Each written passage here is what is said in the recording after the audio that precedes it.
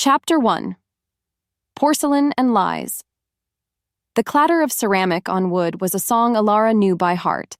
A fork dropped. A baby cried. A man laughed, loud and deep from his belly.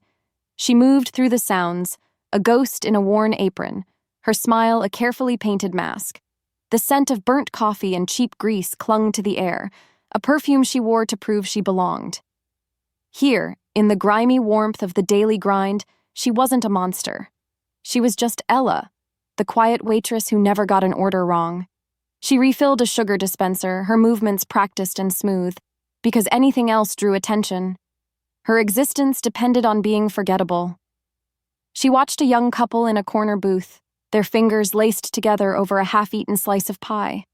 They were planning a future, their words soft and full of dreams she'd never allow herself to have.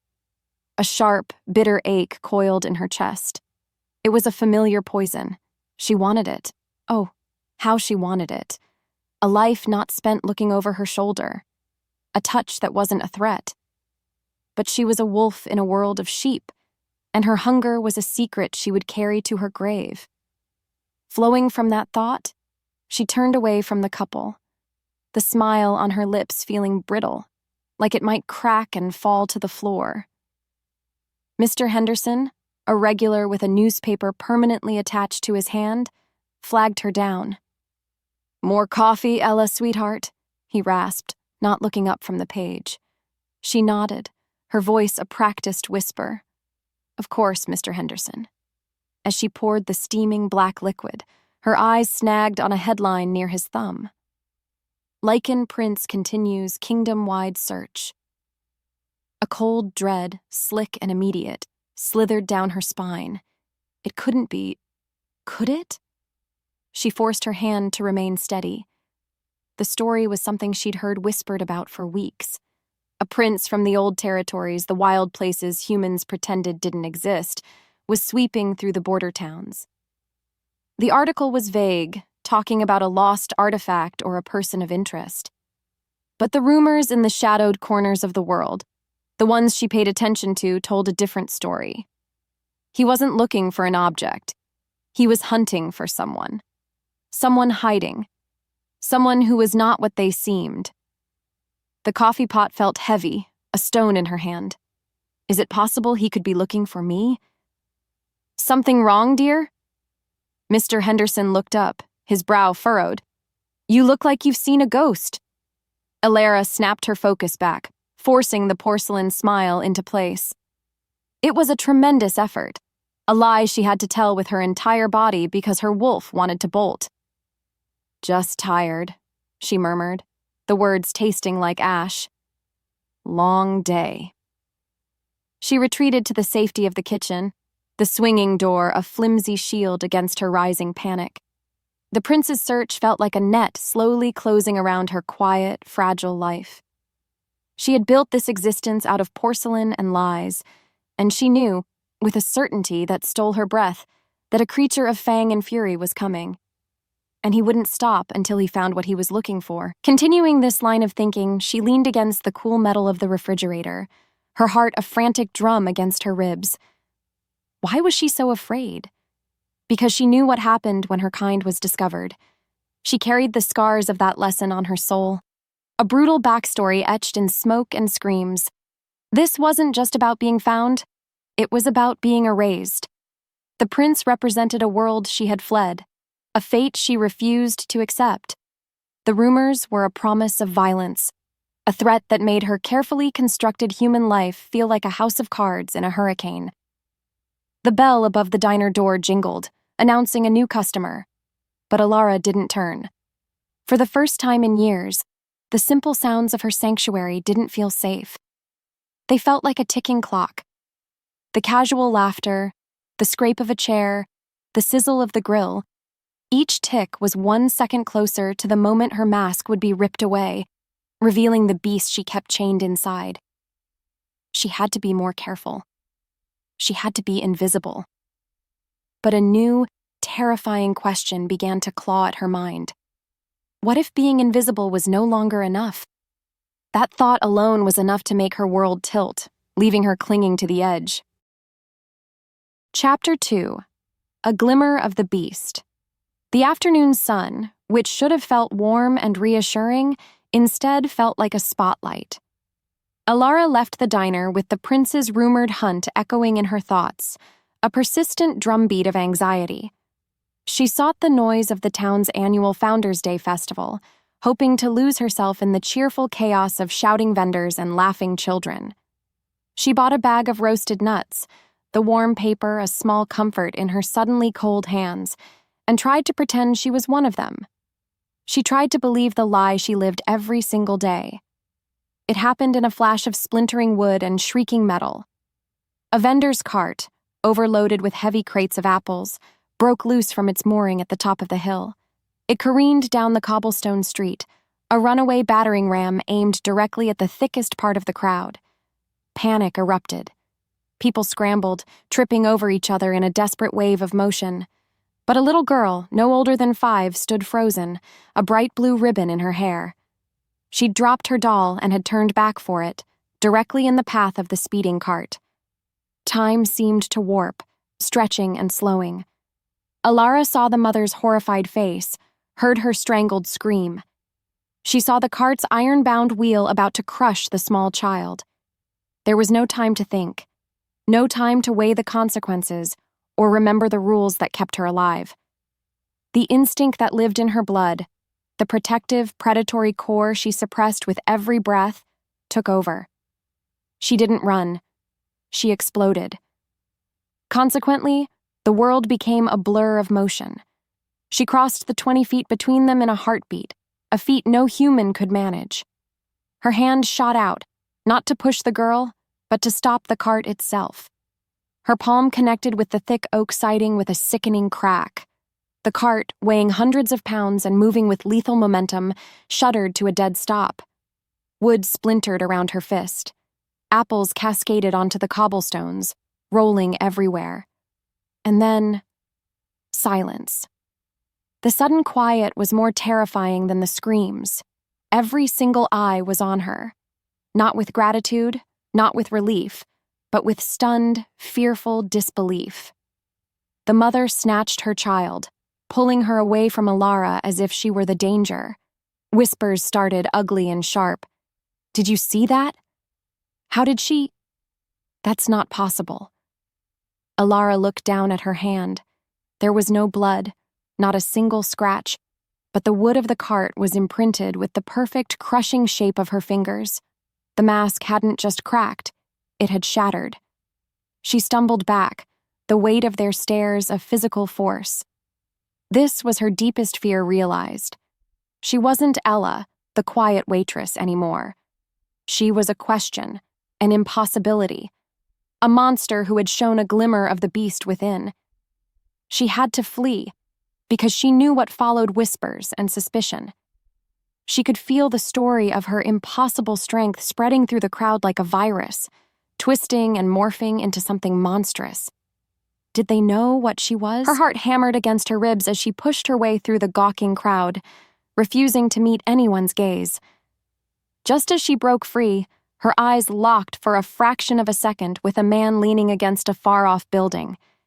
He was tall, dressed in dark, unassuming clothes, but there was nothing unassuming about the silver pin on his lapel, a small, intricate wolf's head that glinted in the sun. His gaze wasn't shocked or confused. It was calculating. It was intrigued. And then, he melted back into the shadows of an alleyway, gone as if he were never there. The encounter left her skin crawling, a cold premonition that her mistake had not gone unnoticed. She hadn't just been seen by humans. She'd been spotted by a hunter. This realization sent a fresh wave of terror through her. The man with the pin wasn't just a random observer. He was a sign, a symbol of the very world she had abandoned. His presence here, on this day, at this exact moment, couldn't be a coincidence. It meant the rumors were true. It meant the hunt was no longer a distant threat whispered in a diner. It was here. Now. And she, in a single, reckless act of instinct, had just painted a giant target on her own back. The need to run was a primal scream in her soul, a desperate urge to shed her human skin and disappear into the wilderness. But where could she possibly go that they wouldn't find her now? Chapter 3. The scent of a lie night fell, but it brought no comfort. The festival lights cast long, dancing shadows that seemed to twist into menacing shapes. Elara tried to disappear again, to become a faceless silhouette in the throng of revelers, but the feeling of being watched clung to her like a second skin. The man with the wolf pin haunted her thoughts. His calculating stare burned into her memory. She was prey, and she could feel the predator circling. Every brush of a stranger's arm felt like a threat. Every loud noise made her flinch. She was trying to navigate a path toward the edge of the festival, toward the quiet darkness of the side streets, when a wall of muscle blocked her way. She tried to step around him, murmuring an apology, but he moved with her, a deliberate, predatory grace. "In a hurry?" A low voice rumbled, the sound vibrating through her bones. Elara's head snapped up. It was him. Not the man with the pin, but someone far more dangerous. He was impossibly tall, with shoulders broad enough to block out the colorful lights of the festival behind him. His face was all sharp angles and shadows, carved from stone, but his eyes held her captive. They were the color of molten gold, burning with an intensity that seemed to strip away her skin, her clothes, her lies, and see the terrified wolf cowering beneath. A raw, primal energy rolled off him, an aura of ancient power and absolute authority that screamed Lycan. He smelled of pine after a storm, of cold mountain air, of something wild and untamed. It was a scent her soul recognized, and it terrified her. I have to go," she stammered, her voice thin. She tried to push past him, but his presence was an unbreachable fortress. "I don't think so," he said, his voice dropping lower, a soft growl that was meant for her ears alone. "You've caused quite a stir today, stopping a runaway cart with your bare hands. Very impressive." He said the word like it was a verdict, a condemnation. Panic, cold and sharp, clawed at her throat. "I don't know what you're talking about." The lie was weak, pathetic, even to her own ears. It was impossible to lie to those eyes. They saw everything. He knew. Following his silent scrutiny, he took a step closer, invading her space, his sheer size overwhelming. The sounds of the festival faded to a distant buzz. The world narrowed to the space between them, thick with an energy that crackled like lightning. It was more than fear. Beneath the terror, a strange, treacherous current of awareness sparked to life. A pull, a resonance. The part of her she kept chained recognized the part of him he wore like a crown. Alpha. The word screamed in her mind. He leaned down, his face so close she could feel the warmth of his breath on her skin. His golden eyes roamed her face, searching, dissecting. He was the prince. She knew it with a sickening certainty. The hunter had found his quarry. She held her breath, waiting for the killing blow, for the accusation that would end her life. But what he said next was worse. It was quieter, more intimate, and infinitely more damning. He inhaled softly, a predator sampling the air, and a faint, cruel smile touched his lips. He leaned in until his mouth was beside her ear, his whisper a hot, devastating secret. "You smell like a lie." The words struck her with the force of a physical blow. It wasn't an accusation. It was a fact. A truth he had plucked from the very air she breathed. Every pretense, every carefully constructed wall she had built around herself for years, crumbled to dust in that single moment. He didn't just suspect what she was. He knew she was hiding it. The lie was her scent, her signature, the one thing she couldn't scrub away. There was nowhere to run. There was no escape. She was trapped in the gaze of the Lycan prince, and her entire world, built on a foundation of fear and pretense, was about to be ripped apart. He had not only seen the glimmer of the beast, he had scented the soul of the pretender. Chapter 4. The Prince's Claim. His words hung in the air, a cage of sound locking her in place. You smell like a lie." Elara's every instinct screamed at her to run, to vanish into the thinning festival crowd, but his presence was a gravity well she could not escape. His golden eyes pinned her, dissecting her panic with a cold, terrifying calm. She took a half step back, a clumsy, stumbling motion that felt utterly useless. I don't know who you think I am," she whispered, the lie flimsy and thin. A humorless smile touched his lips. "Oh, I think you do." He moved with the fluid deadliness of a panther, closing the small distance she'd gained. "I am Kale. And you?" He reached out, his fingers moving too fast to dodge, and tilted her chin up. His touch was like being branded, a searing heat that shot through her veins. "You are an anomaly." Panic gave way to a surge of defiant anger. Who was he to corner her, to judge her? "Get your hands off of me." His grip tightened, not enough to bruise, but enough to communicate absolute control. The girl who stops a runaway cart, the woman who smells of the wild but reeks of human fear. You hide what you are. His voice dropped, becoming a low, dangerous growl. "Show me." It wasn't a request. It was a command that resonated deep in her bones, a demand from an alpha that her suppressed wolf whimpered in answer to. She fought it, clamping down on the instinct to submit with all her will. But the pressure of his power, his sheer proximity, was too much. As a result, a tremor ran through her. Her vision swam, and the edges of the world sharpened with a wolf's clarity. The change she always feared, the one she fought daily, sparked against her will. A flash of brilliant, shimmering gold bled into her irises, overwhelming the simple brown. A man walking by stumbled, his eyes widening in shock as he caught the unnatural gleam of her gaze. He pointed, his mouth agape. Her eyes, that was all it took. The illusion of her humanity, shattered for all to see. Shame and fury warred within her, a sickening, hot tide. Kale saw the man's reaction, and a flicker of something, satisfaction, triumph, crossed his face. He released her chin, only to wrap his hand around her upper arm in an unbreakable grip. "There it is," he murmured, his voice laced with dark victory. He began to pull her away from the festival lights, dragging her toward the shadowed maw of an alleyway. She struggled, digging her heels in, but it was like trying to fight a mountain. He was impossibly strong. "No! Let me go!" she hissed, her voice trembling with rage.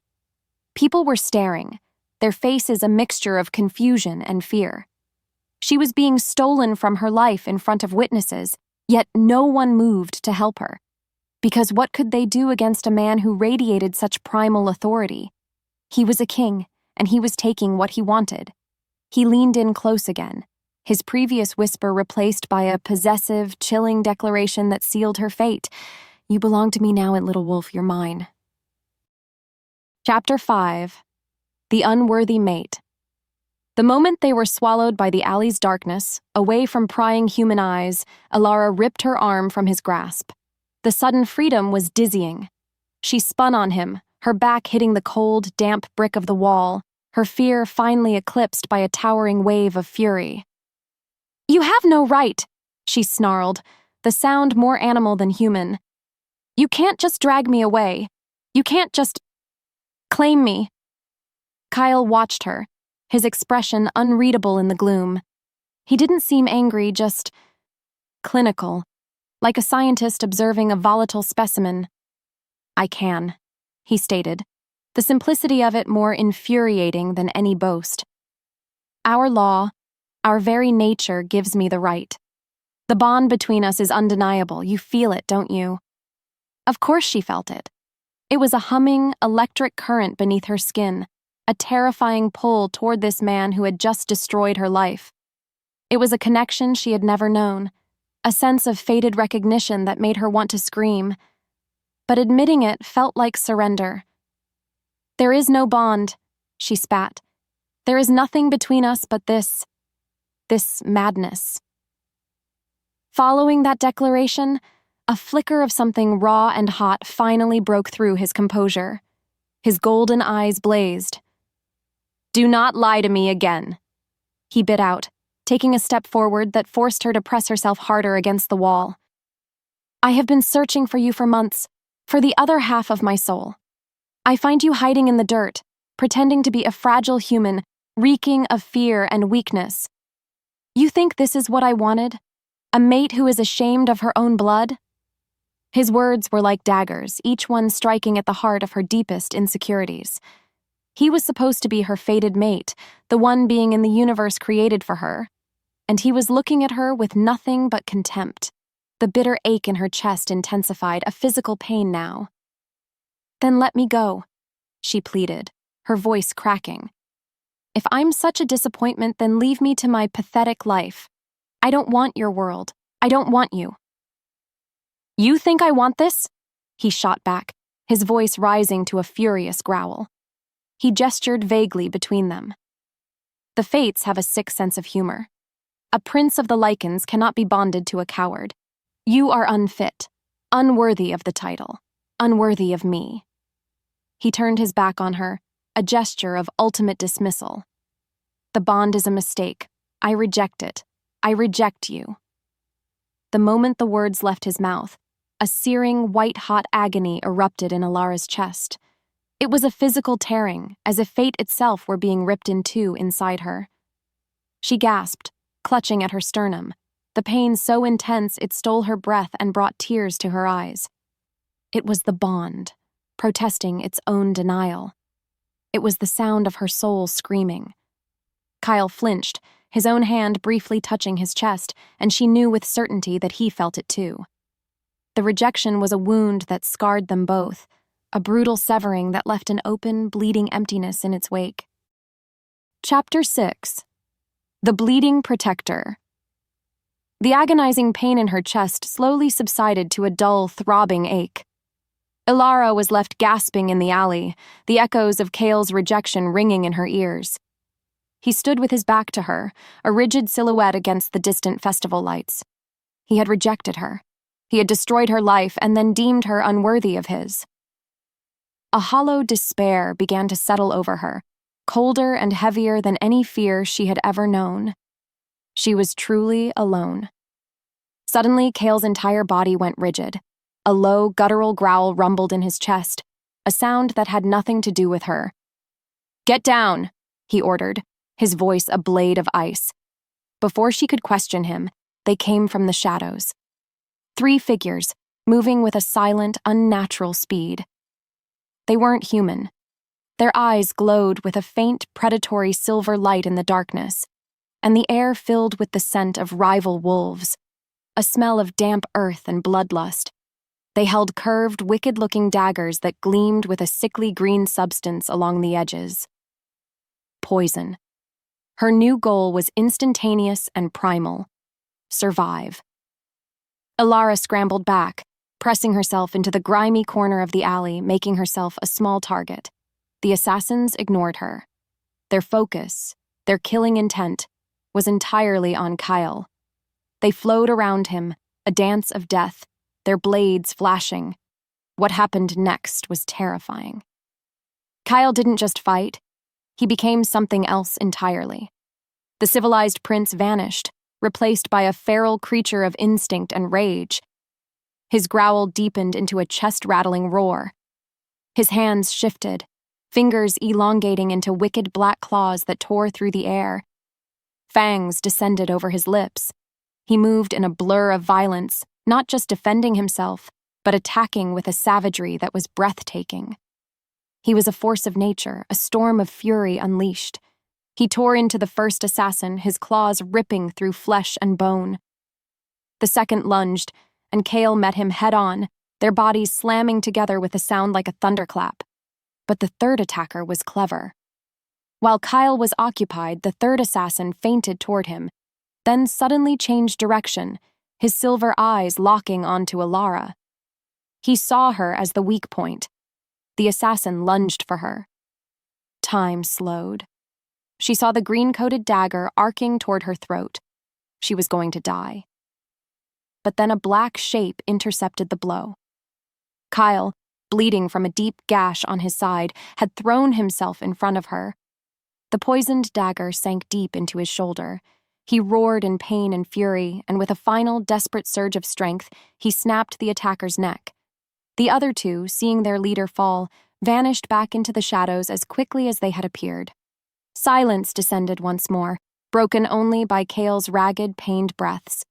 He stumbled, leaning heavily against the wall, his hand clamped over the dagger still embedded in his shoulder. The poison was already working, black veins were spreading from the wound. He had rejected her. He had called her unworthy. And he had just taken a poisoned blade meant for her. He couldn't let her die, even if he didn't want her. She woke up to the scent of antiseptic herbs and clean linen. The hard brick of the alley was gone, replaced by a soft mattress. Her eyes fluttered open to see a canopy of dark, rich wood above her. She was in a lavish bedchamber, a fire crackling in a stone hearth nearby. Kyle stood by the window, his back to her. He was shirtless, a clean white bandage wrapped tightly around his shoulder, and another around his ribs. He turned as he heard her stir, his golden eyes weary but burning with an unyielding intensity. "You're awake," he stated, his voice flat. Where am I?" she whispered. "My chambers," he said, walking toward the bed. He stopped a few feet away, a predator keeping his distance.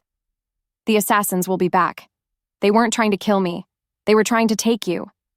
The implication was a cold shock. Why? That's what I intend to find out. He looked down at her, his expression a mask of grim resolve. There was no warmth, no tenderness. Only the cold, hard logic of a prince protecting an asset. He had been unable to let her die, and now she was a problem he had to solve. "You are a danger to yourself and a liability to me.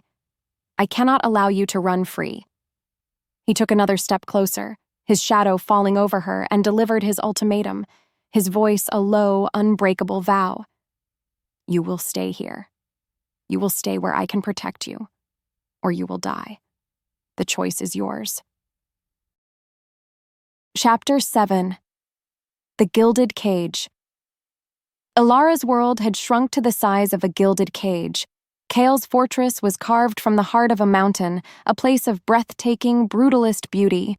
Sunlight streamed through vast, arched windows, illuminating tapestries that depicted epic hunts and ancient battles.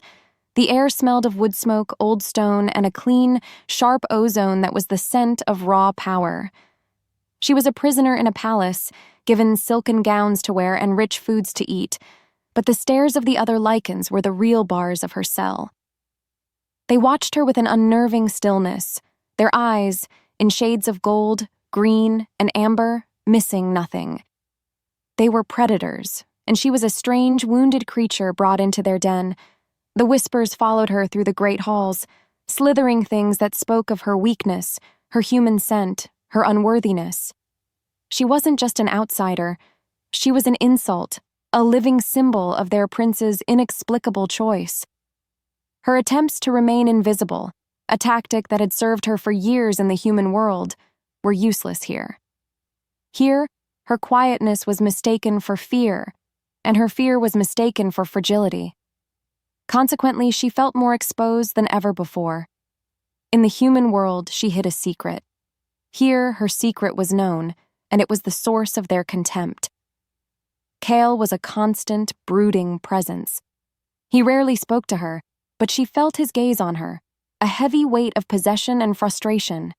He had saved her, and now he was stuck with her, a political liability he was forced to protect.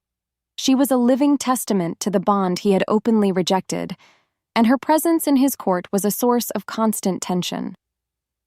The first open challenge came during a midday meal in the feasting hall. A tall, silver-haired Lycan named Valerius, whose smile was as sharp and cold as a shard of ice, approached the high table where she sat in suffocating silence beside Kale. "My prince," Valerius said, his voice a smooth, mocking purr as he bowed. His eyes, the color of a winter sky, slid to Elara. "I see you've acquired a new pet. Does it do any tricks?" The insult was so blatant, so sharp, it stole the air from Elara's lungs. Humiliation burned hot in her cheeks. Before she could even flinch, a low, guttural sound vibrated through the stone floor. It was a growl, deep and menacing, ripped from Cale's chest. The entire hall fell silent. Every Lycan froze, their attention snapping to the high table. Cale didn't even look at Valerius. He continued to cut his meat, but his knuckles were white where he gripped the knife. "The next time you speak of her," Kyle said, his voice dangerously soft, yet it carried to every corner of the vast hall, "will be the last time you speak at all." The threat was absolute. Valerius's smile tightened, and with another shallow bow he retreated, his pale eyes promising future trouble. The message had been sent. Elara was under the prince's protection. But the act didn't feel like a rescue. It felt like a branding. He had silenced the mockery, yes, but in doing so, he had only reinforced her status as his possession. He had not defended her honor. He had defended his own. She was his. And what was his, no one else was allowed to break. The gilded bars of her cage had just become thicker, forged from the steel of his possessive fury. Chapter 8. The Wolf Within. The next morning, Cale dragged her not to the feasting hall, but to a stark, open-air training ground paved with hard-packed earth. The air was crisp and cold, carrying the scent of pine and damp soil. 2 guards stood at the perimeter, their arms crossed, their faces impassive. He threw a simple tunic and leggings at her feet. "Change," he ordered. "Your lessons begin now." Her lesson, it turned out, was a singular, terrifying objective. She was to call her wolf. She was to embrace the very thing she had spent her entire life caging. "No," she said, the word barely a whisper. "This is not a request," Cale stated, circling her like a wolf himself. "The assassins came for you once, they will again.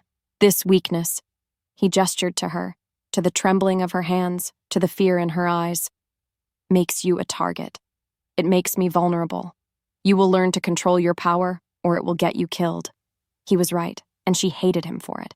He was forcing her to confront her greatest trauma because it was politically inconvenient for him. He pushed her, prodded her, trying to ignite her anger, hoping it would trigger the change. He insulted her, belittled her human fragility, mocked her fear. For hours she resisted, her mind a fortress against his attacks. But he was relentless. "What are you so afraid of?" he finally snarled, grabbing her shoulders. "It's a part of you. Why do you hate it so much?" His touch, the raw power in his voice, finally broke through her defenses. The fortress crumbled, and the memory she kept locked away flooded her. A flash of fire, the smell of burning wood and singed fur, the sound of her own agonized screams as a child, not from pain, but from the terror of the beast erupting from within her. The horror of losing control, of becoming something monstrous and unrecognizable. The fear on her parents' faces. It all came rushing back. Following this surge of memory, a sob tore from her throat, raw and broken. She collapsed to her knees, the fight draining out of her completely. "I can't," she wept, the words ripped from the deepest part of her soul. "You don't understand. The first time it happened, I destroyed everything. I hurt people." She looked up at him, her face streaked with tears, her entire body shaking with the force of her remembered terror. "It's a monster. I'm a monster." She expected him to scoff, to call her weak again. But for the first time, a different expression crossed his face. The anger was gone, replaced by a flicker of something she couldn't name. It wasn't pity. It was a sharp, piercing understanding.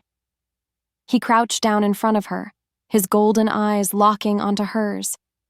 The silence stretched, filled only by her ragged breaths. He didn't offer comfort. He offered a truth that was far harsher and far more vital. "You're not a monster," he said, his voice a low, rough rasp. "And you're not weak." He reached out, his thumb brushing a tear from her cheek, the brief touch sending a jolt through her. "You're afraid of yourself. and until you conquer that fear, you will never be whole." His words struck her with more force than any physical blow, leaving her kneeling in the dirt with a devastating new clarity. Chapter 9. The Alpha's Fury. The grand banquet was a performance of power. The feasting hall blazed with the light of 1,000 candles, casting flickering glows on jeweled goblets and polished silver. The air was thick with the smells of roasted boar, spiced wine, and the underlying musky scent of the powerful Lycans who filled the chamber. Elara sat beside Kale, a silent doll dressed in emerald silk, feeling the weight of 100 predatory stares. This was Kale's court, a gathering of alphas from allied territories, and she was the main spectacle. Kale was a different person tonight. He was the prince, regal and commanding, engaged in low, serious conversations with the alphas who approached his table. He ignored her completely, but his arm rested on the back of her chair, a subtle but unmistakable declaration of ownership. She felt trapped, a pawn in a political game she didn't understand. She sipped her wine, wishing she could become invisible again. From this state of unease, her attention was drawn to Lord Valerius as he approached. He moved with a snake-like grace, his silver hair gleaming in the candlelight. He stopped beside her chair, completely ignoring Kyle, his cold eyes fixed on her. "You look beautiful tonight, my dear," he murmured, his voice a silken insinuation. "Though a bit out of your element, wouldn't you say? Like a field mouse at a convocation of eagles." Before she could respond, he reached out and laid his hand on her bare shoulder. His touch was icy cold, a violation that made her skin crawl. It was a deliberate provocation, a direct challenge. The reaction was instantaneous and volcanic. Kale didn't speak. He didn't warn. He moved. The heavy oak table flipped, sending plates and goblets crashing to the stone floor with a deafening roar. In the same motion, he launched himself at Valerius. A feral snarl ripped through the now silent hall, a sound of pure, unrestrained fury that promised death. His eyes were no longer just gold. They were blazing suns of rage. He slammed Valerius against a stone pillar, his claws extending, his fangs bared. The entire court was frozen, watching their prince on the verge of murder. Two of Kale's guards finally managed to pull him off, their faces strained with effort. Kale fought them, his chest heaving, his murderous gaze still locked on the shaken but smirking Valerius. He had lost control. For her. The thought was terrifying, and, in a secret, shameful corner of her heart, it sent a dizzying thrill through her.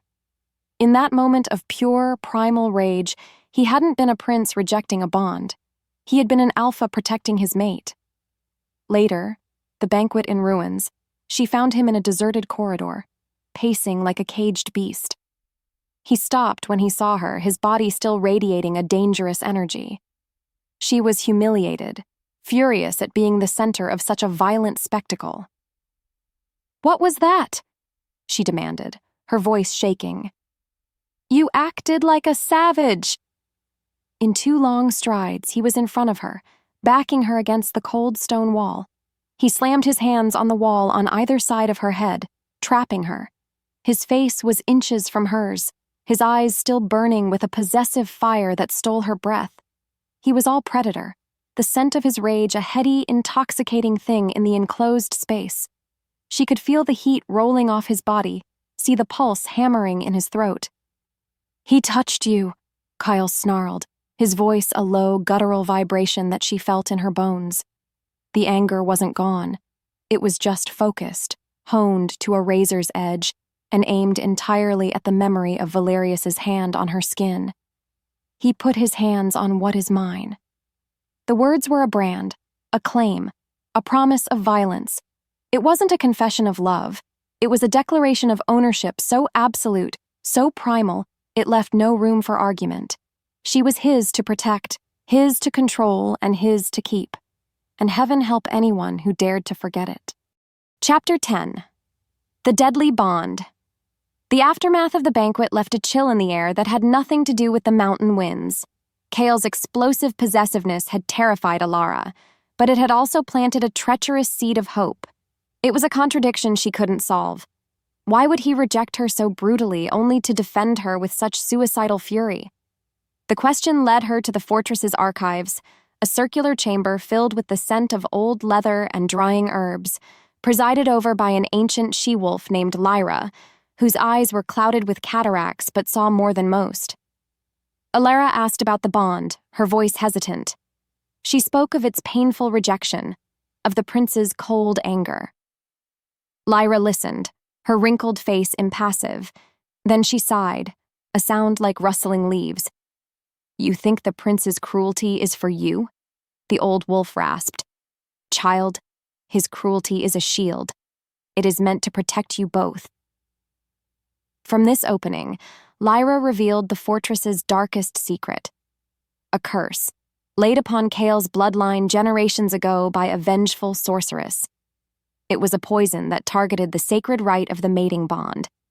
If a prince of the royal line marked his true mate, the surge of power, the final sealing of their souls, would not bring bliss. It would shatter his sanity, plunging him into a feral, bloodthirsty madness from which there was no return. Kale's own father had suffered this fate, becoming a mindless beast who had to be put down. Kale had watched it happen. The revelation struck Elara with the force of a physical blow. It wasn't that he thought she was unworthy. It was that the bond itself was a death sentence for his mind. His rejection wasn't an insult. It was an act of desperate self-preservation.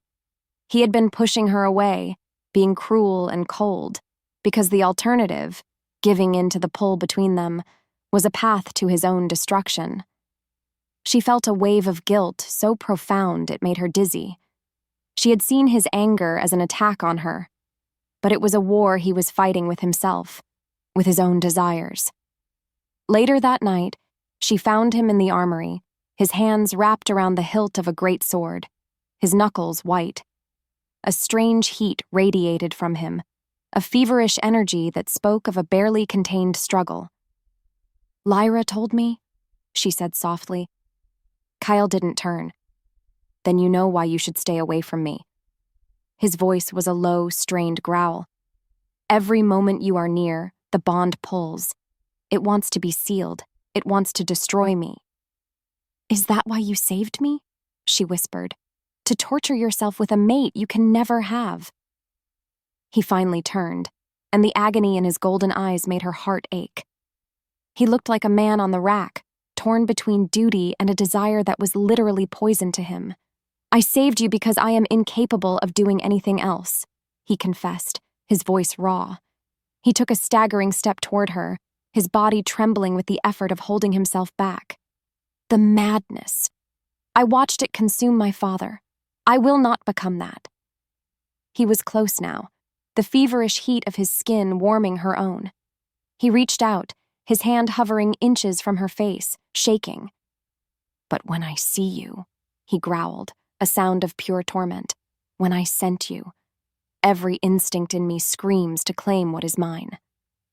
His gaze dropped to her throat, to the place where his mark should be. A fevered, desperate light entered his eyes. "Even madness," he whispered, the sound a ragged promise, "would be worth you." Chapter 11.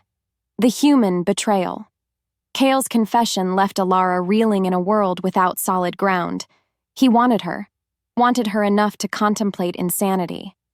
Yet, they were trapped, their fated love a curse that would destroy him. This new, terrible knowledge only deepened her prison. She was the key to his destruction, a walking temptation he was forced to protect. The weight of it was suffocating. The revelation did not bring them closer.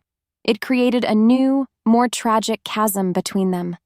The final blow to her world came not from a Lycan, but from the human life she had lost. Lord Valerius requested her presence in the library, a smug, predatory glint in his pale eyes. Kale was against it, but refusing would be a political misstep. Flanked by guards, Elara met him, her posture rigid with distrust. Valerius didn't waste time with pleasantries. He was enjoying this far too much. "You must be wondering how our mutual friends found you in that quaint little town," he purred, circling a large oak table. After all your efforts to hide, it takes a special kind of intimacy to know someone's deepest secret. Dread coiled in her stomach. What are you talking about? Oh, come now, you didn't really think those assassins stumbled upon you by accident, did you? He laughed, a low, cruel sound. We had help. From your world. He slid a small, familiar object across the polished wood. It was a silver locket, one she had given to her best friend Sarah on her last birthday in the human world. Her heart stopped. Flowing from this terrible evidence, the story came out in a torrent of sadistic detail. Sarah, her childhood friend, the only person she had ever confided in about feeling different, had sold her out. For a bag of gold, she had told Valerius's spies about the quiet waitress with a secret, the girl with strange reflexes and an aura of fear. She had pointed them right to her. The betrayal was absolute. It was a poison more potent than any on an assassin's dagger. The Lycans saw her as weak and unworthy. And now, the one human she had trusted had tossed her to the wolves for money. The foundation of her entire existence, the belief that at least her human life had held one true connection, crumbled into dust. She belonged nowhere. She was wanted by no one. She was a freak to one world and a commodity to the other. A choked, strangled sound escaped her lips. Valerius smiled, his work done. Elara turned and fled, not just from the library, but from everything. She ran past her guards, ignoring their shouts. She sprinted through the stone corridors of the fortress, her mind a whirlwind of pain and despair. She had to get out. She couldn't be the curse that broke Kyle. She couldn't live among people who despised her. She couldn't exist in a world where her only friend would sell her life so cheaply. She burst out of a side gate and into the biting wind of the mountainside, running blindly into the dense, dark forest. Tears streamed down her face, freezing in the cold air. She ran with no destination, fueled only by the desperate need to escape the wreckage of her life. She had to get away. But as she ran, a familiar, agonizing pain flared in her chest, the burning, pulling sensation of the bond. It was stretching, screaming at the distance she was putting between them, and she knew, with a sickening certainty, that he could feel it too. Her desperate flight was a beacon, a scream of terror that was dragging the prince directly to her. Chapter 12. The Price of Protection. The forest was a maze of black trunks and tangled roots. Every shadow seemed to hold a threat. Every snap of a twig sent a fresh spike of fear through her. Elara ran until her lungs burned and her legs felt like lead, driven by the storm of betrayal in her heart. The pain of the bond was a relentless fire in her chest, a physical manifestation of her connection to a man she was desperately trying to flee. It was a cruel, beautiful agony. She stumbled into a small clearing, the moonlight painting the frosted ground in shades of silver and gray. She finally allowed herself to stop, gasping for breath, leaning against a massive pine tree. The silence of the woods pressed in, amplifying the screaming chaos in her mind. Sarah's face smiling and treacherous, Valerius's cruel smirk, Cale's tormented eyes. It was too much. That's when they attacked. Not with the subtlety of the alleyway assassins, but with the brutal confidence of a pack cornering its prey. 4 of them this time, their silver eyes glowing with malice in the dark. They had been waiting for her. Valerius had planned it all, knowing the news of the betrayal would make her run, would make her isolated and vulnerable. She scrambled backward, a scream catching in her throat as the first one lunged. But before its claws could reach her, a black, furred missile slammed into its side, sending it flying with a pained yelp. Kyle was there. He had followed the pull of the bond, his face a mask of primal fury. He didn't look like a prince now. He looked like a god of vengeance, his golden eyes blazing in the moonlight. The fight was a whirlwind of savage violence. Cale was magnificent and terrifying, a storm of claws and fangs against the 4 attackers. But they were prepared for him. They fought as a unit, their poisoned blades flashing, forcing him to stay on the defensive to keep them away from Elara. He was already injured, his movements a fraction slower than they should have been.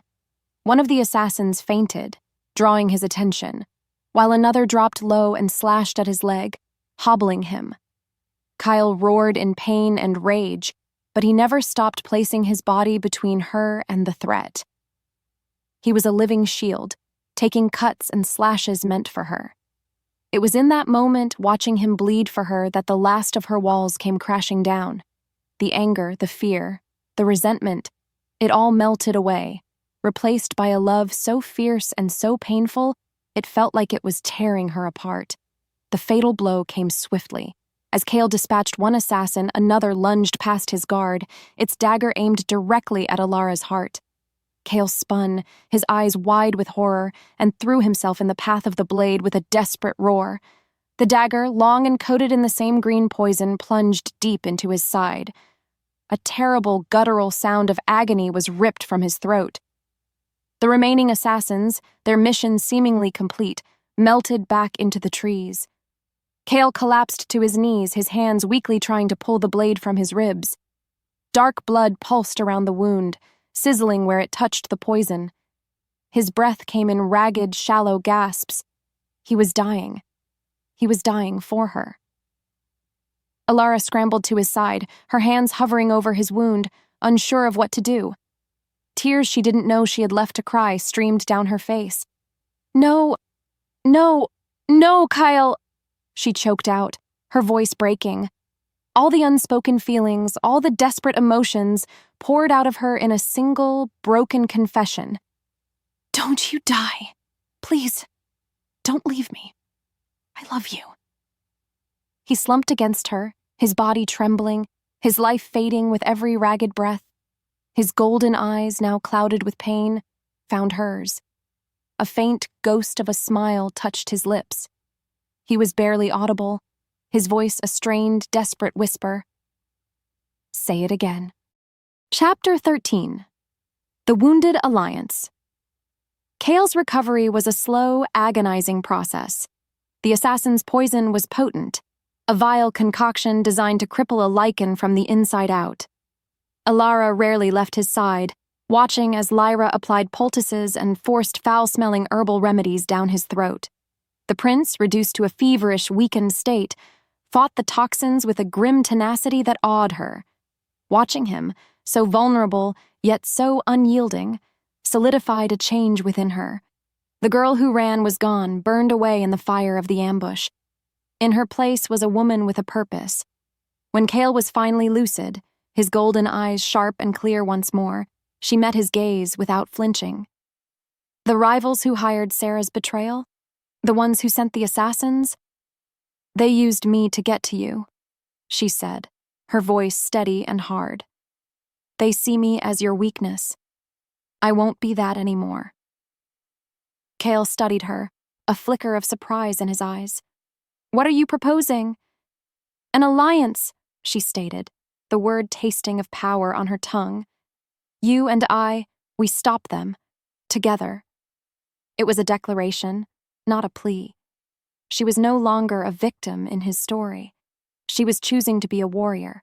A flicker of something that looked like admiration crossed his features before he masked it.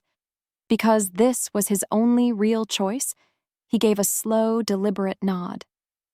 An alliance. This new pact changed everything. The training resumed, but the dynamic had shifted. There was no more taunting, no more prodding a frightened animal. Now, they were partners preparing for war. Kyle, still not at full strength, taught her strategy, while his top general, a scarred veteran named Lycan, taught her to fight. She wasn't a natural, but she was driven. The fear of her wolf was still there, a cold knot in her stomach, but the fear of losing Cale was greater. One afternoon, Cale took over her combat lesson. "Lycan is teaching you to fight like a soldier," he said, circling her on the training grounds. "You need to learn to fight like a wolf." He attacked without warning, and she was forced to defend herself against him. It wasn't a lesson, it was a spar, a brutal, intimate dance. He was faster, stronger, but she was learning to anticipate, to use her smaller size to her advantage. He lunged and she dropped, sweeping his legs out from under him. He hit the ground with a grunt, but he was so quick he managed to pull her down with him. They rolled on the hard-packed earth, a tangle of limbs and strained muscles. She ended up on her back, him pinning her wrists above her head, his body caging hers.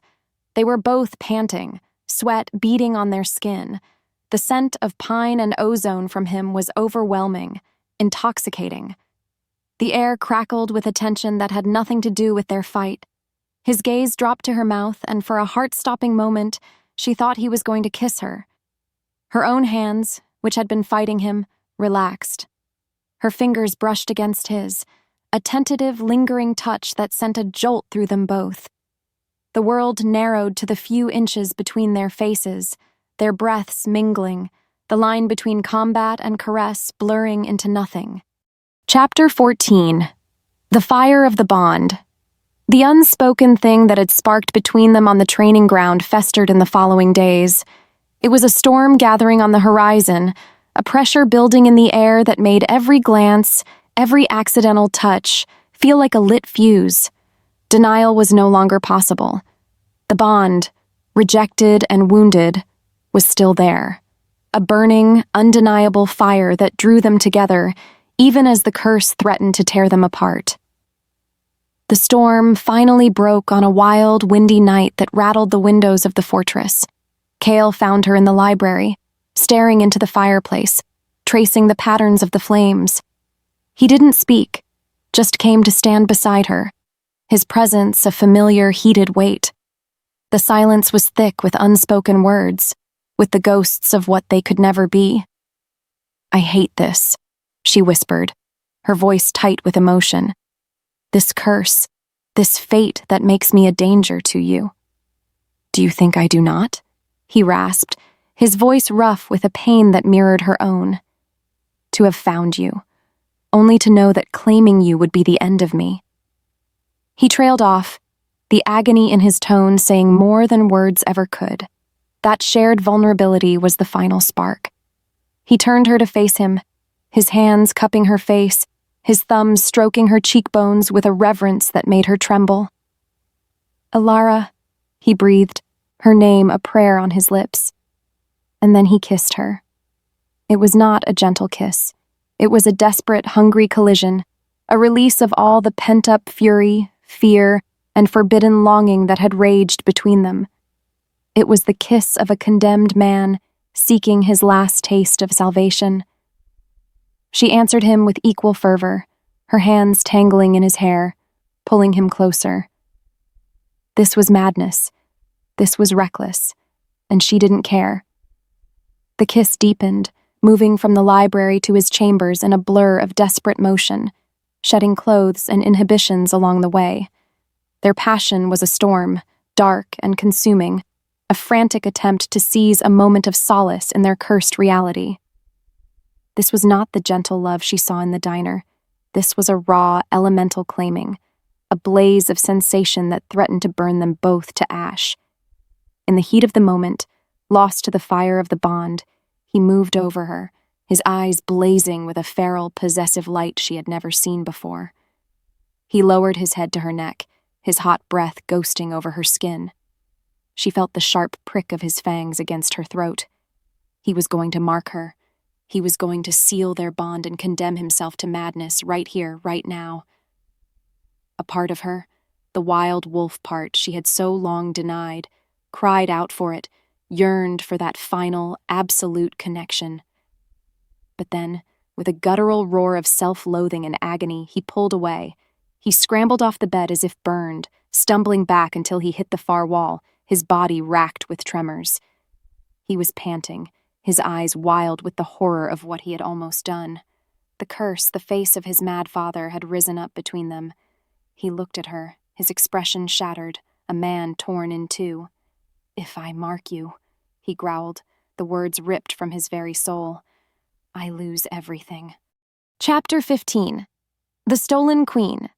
The aftermath of their passion was a landscape of quiet devastation. Cale's agonized words echoed in the space between them, a final, brutal reminder of the curse that ruled their lives. They had crossed a line, and now the chasm separating them felt wider and more impossible than ever. He couldn't touch her, couldn't give in to the bond that screamed for completion, without sacrificing his sanity. And she couldn't ask him to. There was no solution. There was only the aching, impossible love that now lay exposed and wounded between them. The next day, a fragile, unspoken truce held. Cale threw himself into war preparations with a grim, single-minded focus, his way of running from the emotional wreckage. Elara, feeling lost and raw, sought refuge in the one place that felt like neutral ground, the vast, quiet archives. She needed to understand the enemy, to learn about Valerius and the rival packs who sought to destroy them. If she couldn't be Cale's mate, she would be his ally. She would be his sword. She was engrossed in an old, leather-bound tome detailing pack lineages when a subtle shift in the air made the hairs on her arms stand up. The scent of the archives, old paper, and dried herbs was suddenly tainted by something else. A faint, sweet, cloying smell. Before she could place it, a cloth was clamped over her mouth and nose from behind. She gasped, inhaling the scent, and her muscles immediately went limp. Her shifter senses, the ones that should have warned her, felt dull and distant, muffled by a silver-laced powder. Panic flared, but her body wouldn't obey. She was being dragged backward, her heels scraping silently on the stone floor. She saw two figures, cloaked and masked, their movements swift and professional. Valerius's men. They had breached the heart of the fortress. They had come for her. Her mind screamed Cale's name, but her lips wouldn't move. Her limbs were heavy and useless. The world tilted, the edges of her vision blurring into a dark, swirling tunnel as they pulled her into a hidden passageway behind a bookshelf. Meanwhile, Cale was in the war room, his generals spread around a massive table map. But his focus was gone. A cold, gnawing unease was settling in his gut. The bond. It felt wrong, muted, distant, and terrified. It was a discordant scream at the edge of his senses. "Elara," he murmured, his head snapping up. He pushed back from the table, his chair crashing to the floor. Something's wrong. He strode from the war room, his pace quickening with every step. He followed the faint thread of their connection, a thread that was rapidly growing thinner, weaker. He burst into the archives to find it empty, an overturned chair and a scattered pile of books the only sign of a struggle. But her scent was there, thick with terror, and beneath it, the faint, hostile scent of rival wolves. He had failed. He had built a fortress, surrounded her with guards, and they had taken her anyway. They had stolen the other half of his soul from right under his nose, the control he had fought so hard to maintain, the princely composure, the shield against the curse, all of it shattered in an instant. A grief and rage so profound, so absolute, consumed him. The last vestiges of the prince were burned away, leaving only the alpha, the feral, wounded mate. He threw his head back, and a roar of pure, apocalyptic fury erupted from his chest, a sound that shook the very foundations of the mountain. It was not a call for a meeting. It was not a strategic move.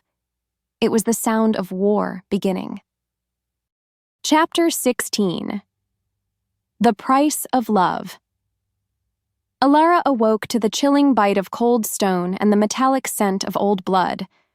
She was in a dungeon, the air thick and heavy, the only light a sliver from a high barred window.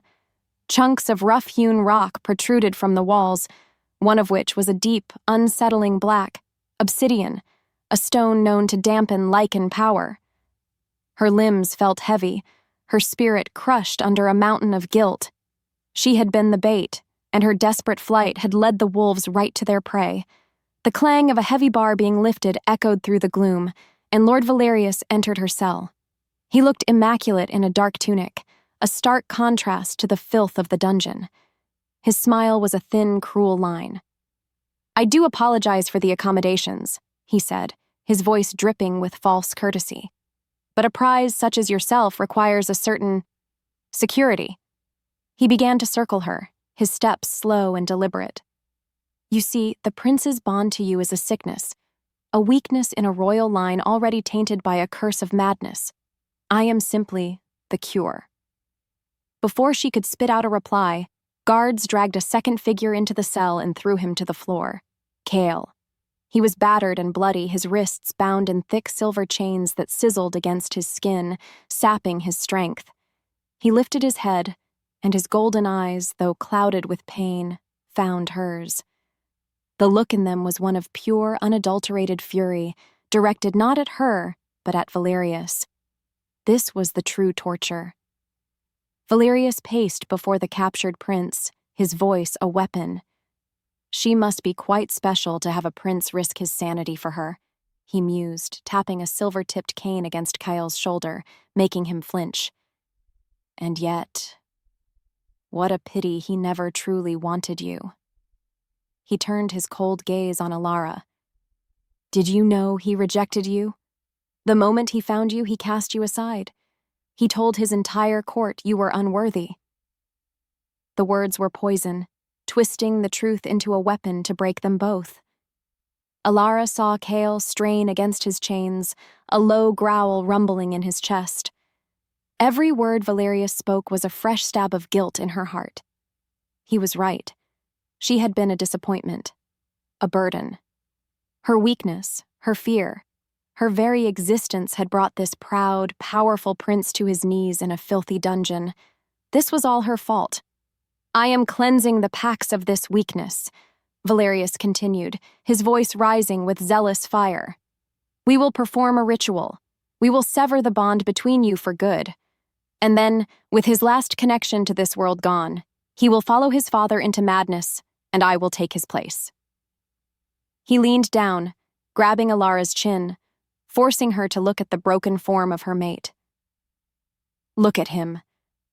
This is the price of his love for you. He was a prince, and you have reduced him to this. Valerius's final taunt was a vicious whisper meant to shatter what was left of her spirit. Even your prince rejected you. In the end, little wolf, you belong to no one. Chapter 17. The Fading Spark. After Valerius left, the silence in the cell was a living thing, heavy and suffocating. Cale was a heap on the floor, his breathing shallow, the silver chains eating away at his vitality. Elara crawled to him, her own aches and pains forgotten. She touched his face, his skin unnervingly cool. His eyes were closed, his handsome features slack with pain and exhaustion. All the fire, all the arrogant power was gone. He was simply a man, broken and bleeding at her feet. Hope, she realized, was a fragile, stupid thing. And hers was gone. They had lost. Valerius would perform his ritual, Cale would be lost to madness or death, and she would be nothing. An empty vessel, a failed mate. Her entire life had been a series of cages, the cage of her fear, the gilded cage of Cale's fortress, and now this final stone cage. There were no more escapes. A new and terrifying sensation began to creep over her. The bond, the fiery, demanding connection that had been a constant source of either pain or passion, was fading. It had always been a humming warmth at the base of her soul, a tether that connected her to him across any distance. Now that warmth was turning to ice. The hum was becoming a faint, thready whisper. It was like watching the last ember of a fire die, the light and heat receding into a cold, permanent darkness. As his life force dwindled, so did their connection. The thought of it being gone forever was an agony worse than any blade. It was the prospect of a true and final loneliness, an amputation of the soul. Panic, cold and absolute, seized her. She couldn't lose him. She couldn't lose this. Kyle, she whispered, her voice cracking. She shook his shoulder gently. Kyle, wake up. Please. His eyelids fluttered but did not open. His breathing was so shallow now she could barely see his chest move. The spark of the bond flickered violently, threatening to extinguish completely. This was it, the lowest point. The moment where all seemed lost. Trapped, defeated. With the man she loved dying in her arms and the very essence of their connection dissolving into nothing. She had nothing left to offer, no strength, no plan, no hope. All she had was a choice. a choice made in the face of absolute despair, a vow whispered into the encroaching darkness when there was no reason to believe it would matter. She leaned down, her lips brushing his ear, her tears falling onto his cold skin. It wasn't a confession born of passion, but a desperate anchor thrown against the tide of oblivion, a final act of defiance against the dying of the light. She whispered the words, a promise to his fading soul and to her own. I choose you. Chapter 18. Dark Night of the Soul. The words, I choose you, hung in the dead air of the cell, a futile prayer against the encroaching silence. Kyle remained still, his life and their bond dwindling to a near imperceptible thread. The cold of the stone floor seeped into Elara's bones, a physical manifestation of the absolute hopelessness that had consumed her. She was empty, utterly and completely broken. She had failed him. Her fear, her lifelong habit of hiding, had rendered her useless. In the crushing darkness, with nothing left to lose, her mind turned inward. She was forced to face the one thing she had spent her entire life running from: the wolf, the monster. The memory she had fought for years rose unbidden, no longer a fleeting flash but a vivid, horrifying tableau. She saw herself as a child, small and terrified, the first shift tearing through her like a lightning strike. She remembered the fire. Not a real fire, but the searing, explosive heat of her own untamed power. She remembered the feeling of her bones breaking and reshaping, the agony eclipsed only by the terror. And she remembered the screams of her parents, a sound of pure fear directed at her. That was the root of it all, the belief, seared into her as a child, that the wolf within was a destructive, uncontrollable monster. She had caged it not just to hide from the world, but to protect the world from herself. Her entire identity was built on that single defining trauma. Hide the monster, suppress the beast, pretend to be small, fragile, and human. Kale's words from the training ground echoed in the silence of her mind. You're not weak, you're afraid of yourself. She had thought he was being cruel, but now she saw the devastating truth in it. Her fear wasn't a shield, it was a prison. It had kept her weak. It had made her a victim. It had led them here, to this cold stone floor, to this final, pathetic end. Valerius was going to win because she had refused to embrace the most powerful part of herself. A strange, quiet clarity began to settle over her. What was she so afraid of now? Death. Valerius would give her that. Losing Kale? She was already losing him. The fading of the bond. It was almost gone. All her worst fears were already happening. The cage of fear was meaningless now because the world outside it had already crumbled. She looked at Kale's still form, at the faint, shallow rise and fall of his chest. He had fought for her, bled for her, and was dying for her. He had seen the power in her that she had refused to see in herself. Her choice, whispered moments ago, felt hollow. Choosing him was meaningless if she had no power to back it up. The monster she had kept chained for so long. What if it wasn't a monster? What if it was a weapon? What if it was their only hope? It was a terrifying thought, a leap of faith into the abyss she had spent her life avoiding. To willingly unchain the beast, to invite the agony and the fire, to risk losing herself completely to the feral power she had always feared. But the alternative was to do nothing, to let Kale die, to let their bond vanish forever. In the deepest, darkest moment of her soul, with everything lost, she finally made a new choice. She would not die as a frightened girl in a cage. She looked at the obsidian wall, at the shadows in the corner, and she embraced the terror. A single, resolute whisper escaped her lips, a promise to the beast within and a vow to the man she would not lose. No more hiding. Chapter 19. The Wolf Awakens. Her whisper, "No more hiding," was not a prayer. It was a key turning in a lock that had been rusted shut for a decade. Elara closed her eyes, and for the first time, she did not push the wolf down. She did not fight it, fear it, or shame it. She reached for it. She called to it. And from the deepest, most wounded part of her soul, it answered. The change was not the chaotic, agonizing eruption she remembered from childhood. This time, it was a choice. It began as a spark of heat in her core, a fire that spread through her veins not with pain, but with a feeling of impossible, explosive release. A decade of suppression, of cowering and pretending, unwound in a single breathtaking moment.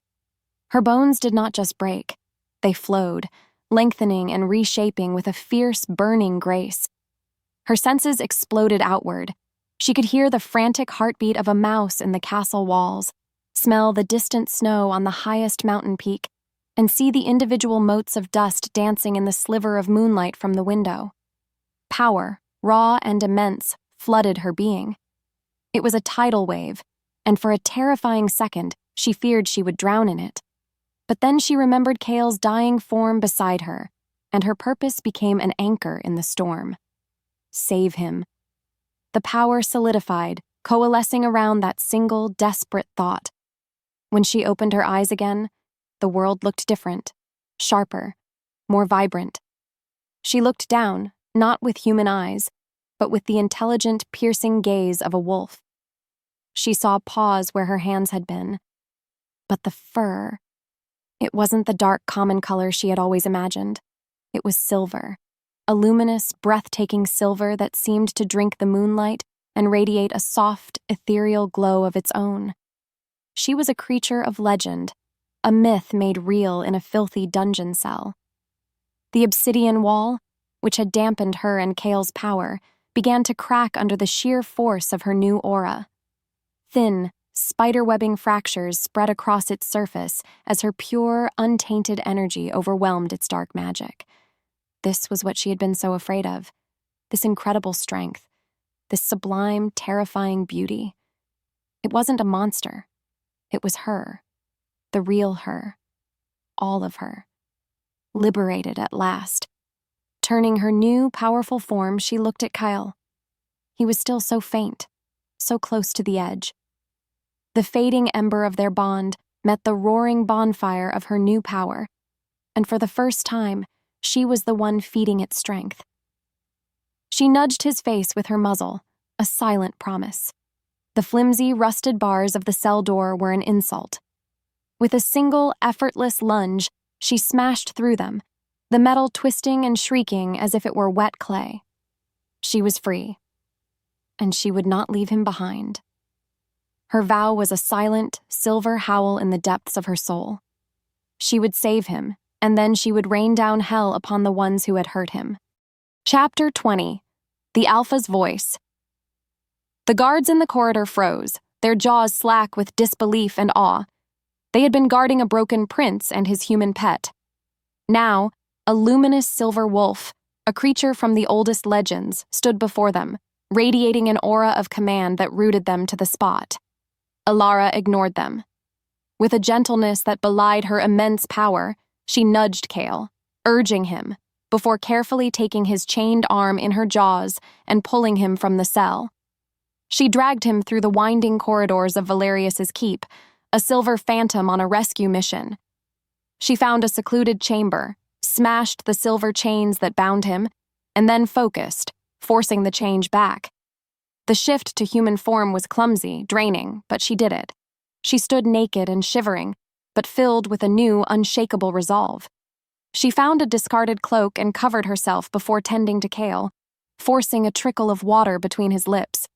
It was then that Kale's generals, led by the grizzled Lycan, burst into the room. They had staged a desperate rescue attempt, only to find their target had already escaped. They stopped short, staring first at their wounded prince and then at the girl they had all dismissed. But she was different now.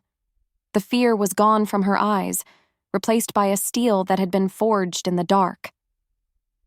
Valerius has him, Lycan growled, his gaze fixed on Kale. We were too late. No, you're not, Elara said, her voice clear and strong. It didn't waver. It commanded attention. Valerius believes he has won. He thinks our prince is broken and that his pack is leaderless. He's arrogant, and that's how we'll beat him. The hardened warriors stared at her, Who was this girl to speak of strategy?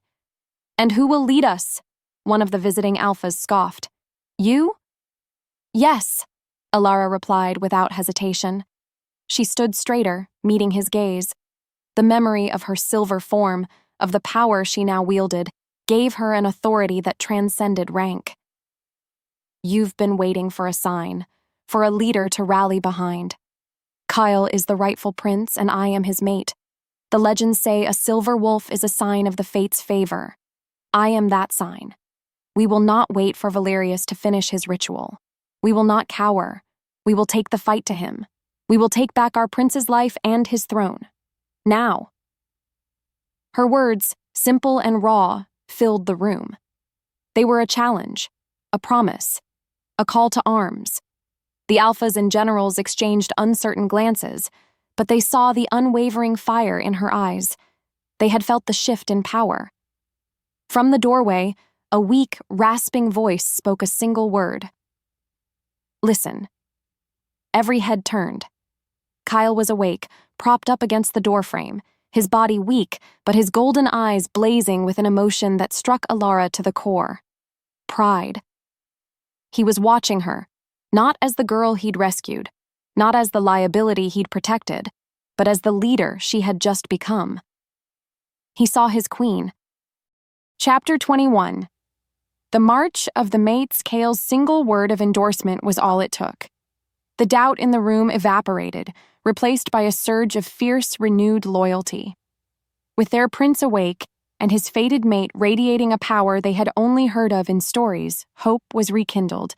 A plan was forged, not by generals alone, but with Elara's fierce, intuitive strategies guiding them. She was no longer a pawn, she was a player, and her voice was shaping the future of their world. The call to arms went out. Within hours, the mountain fortress, which had been a place of despair, was now a buzzing hive of war preparation. The clang of steel on steel, the low growls of anticipation, the scent of a pack gathering for battle. It was a symphony of impending conflict. Elara stood on a balcony overlooking the courtyard, Kale at her side. He was still pale, his side bandaged, but he stood tall, his strength seemingly drawn from her own. He reached out and took her hand, his fingers lacing with hers.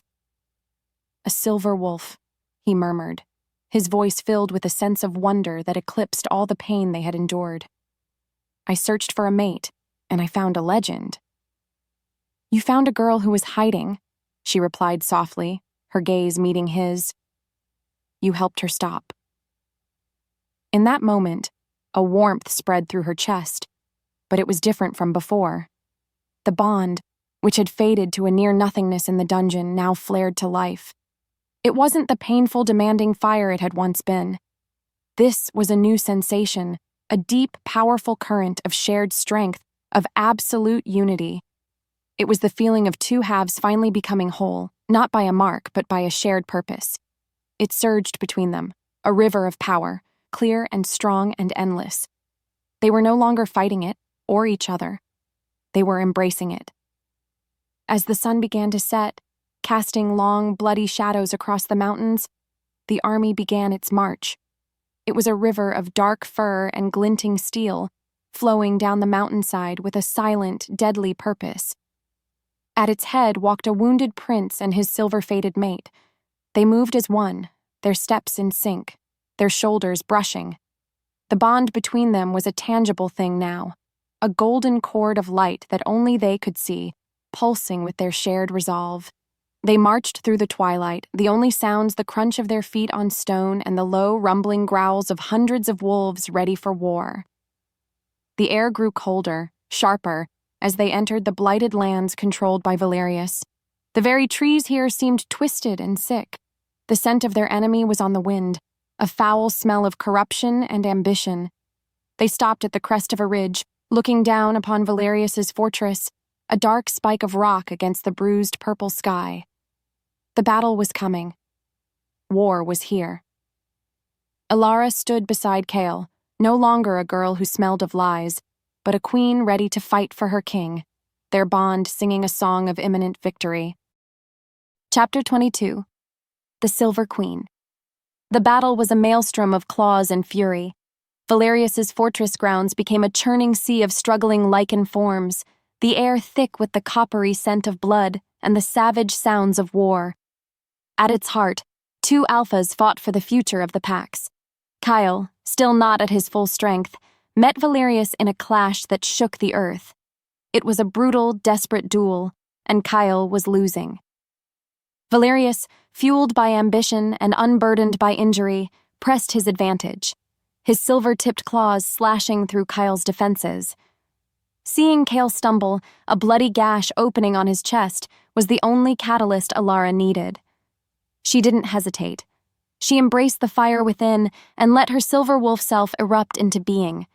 She was not a soldier in the fray. She was a silver bolt of lightning. She moved with a speed and grace that was otherworldly, a blur of moonlight and death. She slammed into Valerius, her fangs sinking into his shoulder and tearing him away from Kale. The fight shifted. It was no longer a duel. It was a dance of two mates fighting as a single, seamless entity. Kale, buoyed by her strength, rallied. He anticipated her moves, she his, their bond a silent, perfect form of communication on the battlefield. Together, they were unstoppable. Elara, with her impossible speed, created an opening, and Kale, with his raw power, took it, ending Valerius's treasonous ambition with a final, definitive strike. But as their enemy fell, the cost of the battle became terrifyingly clear. The violent surge of alpha power, the proximity to death, and the triumphant roar of their bond finally sealing its victory in combat was too much. The curse, which had been held at bay, descended upon Kale. A vacant, feral glaze filmed over his golden eyes. A low, mindless snarl ripped from his throat as he turned, no longer seeing his mate but only another creature in his territory. The madness was taking him. This was the final test, the moment of truth. Elara knew what she had to do. As Kale lunged, lost to the curse, she did not meet him as a wolf. In a wrenching, painful move, she forced herself back into her human form, meeting his snarling face with her own. She used the last of her strength to slam him to the ground, pinning him beneath her, a shocking reversal of their first night in the alley. His thrashing was wild, the mind of the prince gone. "Kale, I'm not losing you!" she screamed, her voice raw. She leaned down, ignoring the snapping of his fangs. She would not let the curse win. Fate had presented a riddle, and she had finally found the answer. With a cry that was part agony and part love, she sank her own teeth into the flesh of his shoulder. She didn't just mark him. She poured her own essence, the pure, untainted magic of the silver wolf, into him through the bite. It was a cleansing fire, a torrent of light flooding the darkness of the curse. The backlash was immense, a wave of raw power that threw her back. The last thing she saw before darkness took her was the feral madness receding from Kale's eyes, replaced by his own shocked, weary gaze. They collapsed together on the blood-soaked earth, victorious and alive. Chapter 23. The Unspoken Vow. Elara woke slowly, the scent of healing herbs replacing the stench of battle. She was in a lavish tent, laid upon a bed of soft furs. The war was over. The sound outside was not of fighting, but of a victorious army tending to its wounded. She sat up, her body aching, and saw Kale sitting in a chair watching her. He was bandaged, weary, but his eyes were clear. The curse was broken. He was sane. "You're okay," she breathed, a wave of relief so profound it almost buckled her. He stood and came to her side, kneeling before her. He took her hands in his. "The curse." Lyra explained it. It was a poison that activated upon the finality of a royal marking. But it never anticipated a power like yours. The legends are unclear, but it seems the magic of a silver wolf is a purifier. You didn't just mark me, Elara. You healed me. You healed my entire bloodline. His voice was thick with an emotion she had never heard from him before. Sheer, unadulterated reverence. She had not just saved him, she had saved his future, his children, his entire legacy. She had rewritten their fate. In the days that followed, as their army marched home, the whispers that trailed her were no longer of scorn or curiosity. They were whispers of awe, She was not the prince's pet or his liability. She was the An Fawil Ergid, the Silver Wolf, their savior, their queen. The Lycans, who respected power above all else, looked at her with a new, profound respect. She had proven herself not just as a mate, but as a leader of immense and legendary power. One evening, as they made camp, she let the wolf out, needing to feel the freedom of her own skin. She lay on a ridge overlooking the valley, the moonlight bathing her silver fur in a celestial glow. Kale approached, not with the caution of a man approaching a beast, but with the quiet comfort of a man approaching his other half. He sat beside her, his hand gently stroking the fur on her back. He didn't need to say anything. She could feel his emotions through the newly healed, vibrant bond between them. Gratitude, love, a sense of peace so deep it felt like the mountain itself. He saw all of her now, the girl, the woman, the wolf, and he loved every part. He leaned down, his lips brushing against the soft fur behind her ear. His whisper was not a claim of ownership, but a quiet, deeply felt vow of belonging, a final acceptance of their shared soul. Mine. Chapter 24. A New Dawn. Months later, Elara stood on the great balcony of the mountain fortress, Kale's arms securely around her waist. The lands below were peaceful, the packs united and thriving under their new dual leadership. The scars of Valerius's rebellion were healing, and a new era of hope had begun. She was no longer dressed in a waitress's apron or in silks that felt like a costume. She wore a simple but elegant gown of deep forest green, practical enough to move in, beautiful enough for a queen. Her confidence was a quiet, steady flame, a natural part of her now.